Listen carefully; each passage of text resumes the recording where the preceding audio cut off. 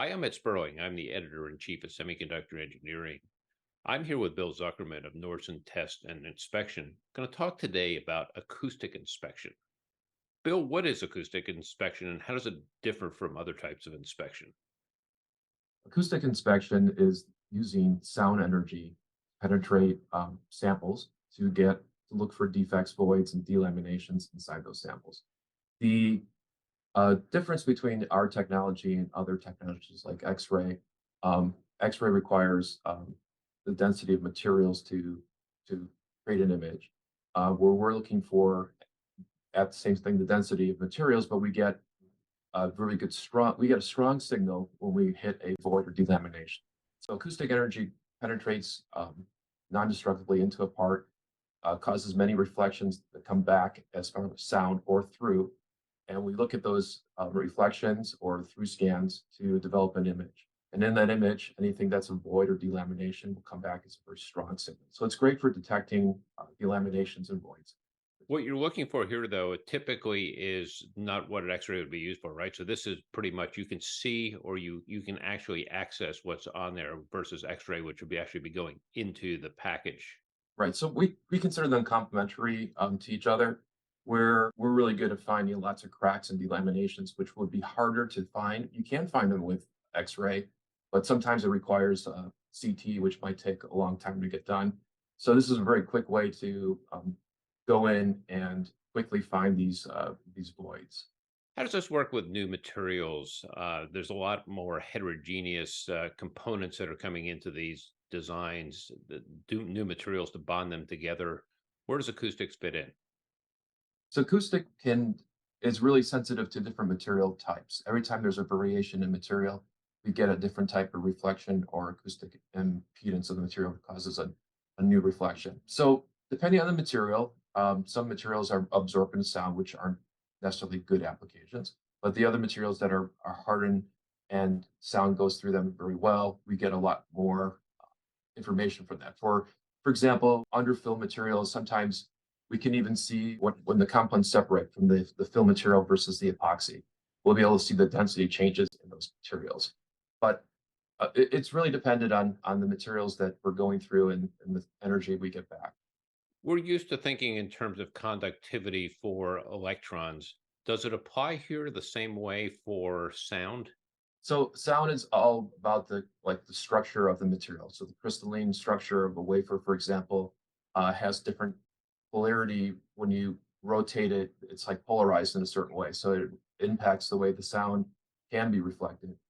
But most of the time, it's really that if it's a change in the material density is all we're really concerned about. So the if it's electronically changed in a way, there's no impact to what we're actually seeing. We can see inside semiconductors, we can see various, copper versus silicon versus other types of metals that are inside the material. How about the density of transistors themselves? We're starting to get into 2 nanometer types of chips, 3 nanometers. There's a lot more transistors being packed into the same space. Does acoustic still work there? So as we go down into the finer nanometer technologies, in the 3 nanometers, 2 nanometers, it becomes challenging to find the position of a defect. We're able to see defects very small, but we can't necessarily resolve where they are at. So we are working on technology to help that resolution improve by increasing the frequency. As in ultrasound, the higher the frequency, the finer the resolution. So as we go from 230 upwards to 300 to 400 megahertz, there are other challenges involved with that as far as you're able to get the resolution, but you lose out on penetration. So it's a trade-off of finding the best between those two items, frequency and resolution and penetration, to achieve the best results that you can. We've got some other new materials coming in, such as organic interposers as well. And the interposed materials have been under scrutiny for some time as well. Those tend to be more flexible, sort of like plastic. What happens there? So it depends. Depending on how thin the plastic is, we can penetrate that material and see right through it. If there's Usually there's some kind of metal or something that conducts on those and those come out very well. If the plastic has voids or air pockets in it, let's say, those cause a lot of diffracting of the sound energy. So it comes back with a more cloudy type of image. But usually, if we do a penetration through the material, we're able to see right through it. So That's basically noise in the acoustic world, right? Is when you can't see through that very clearly.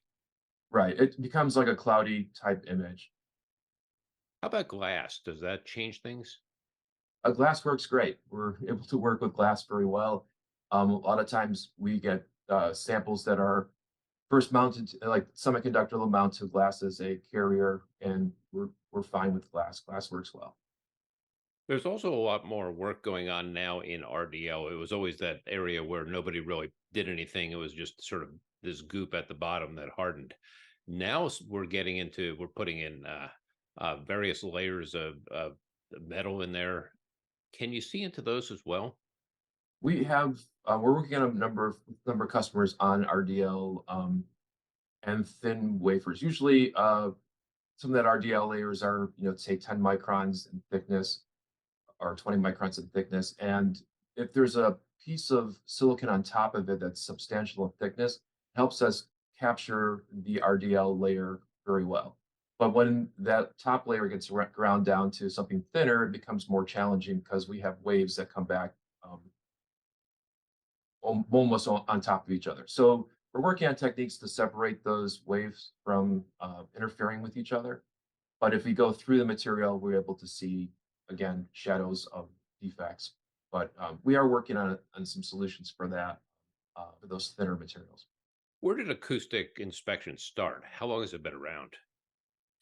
It's been around for a long time. I would say probably 60 plus years, where it kind of came into the, at least when we came into the marketplace, it was a way to non-destructively look inside of materials. It's been used in inspecting metals and pipes and airplane wings for damage. It was a means of being able to see inside of a material without cutting it open.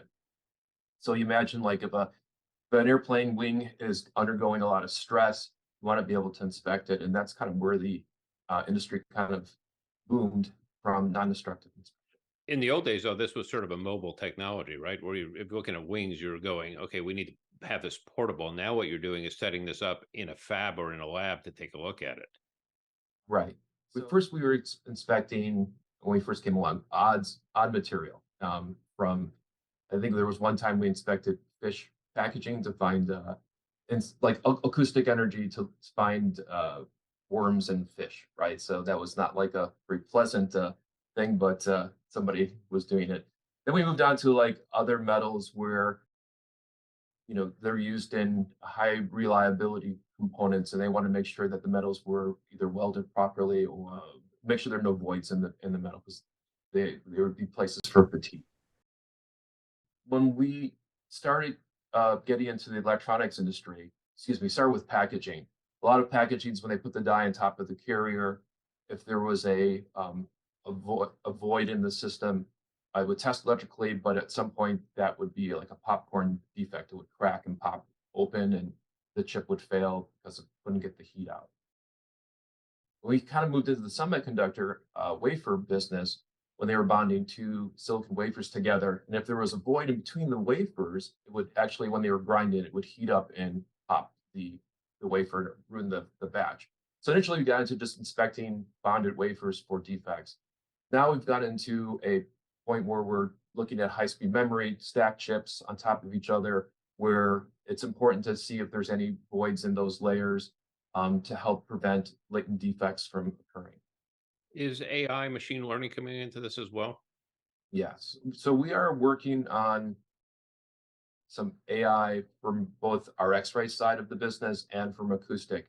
One of the things when you get into these heavily stacked packages, the images become less defined and more like blob type analysis, which is really good for the human. You can figure that out. If it looks, there's like a blob here, it looks bad.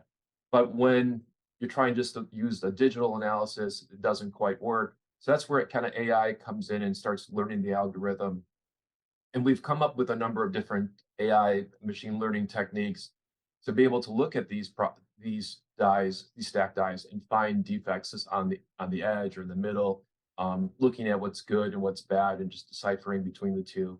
And acoustic energy really helps you quickly find process things that are not consistent. So it's if something changes from like even underfill, if the material changes, you can see a change in the density of the material, which causes a change in the image.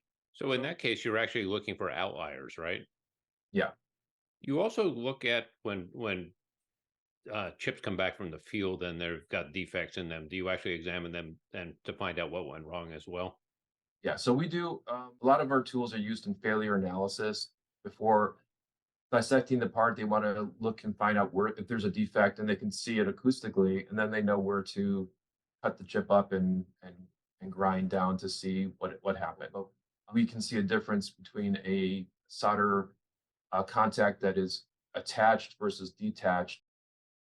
But a lot of the applications that we work on with our machines are based on yeah, finding where the defect is, and seeing if there's an abnormality in the product. The thing about acoustic is that it's slow enough that we could separate a part layer by layer acoustically. So we can, with ultrasound, each time we get a reflection, we could use that to create an image.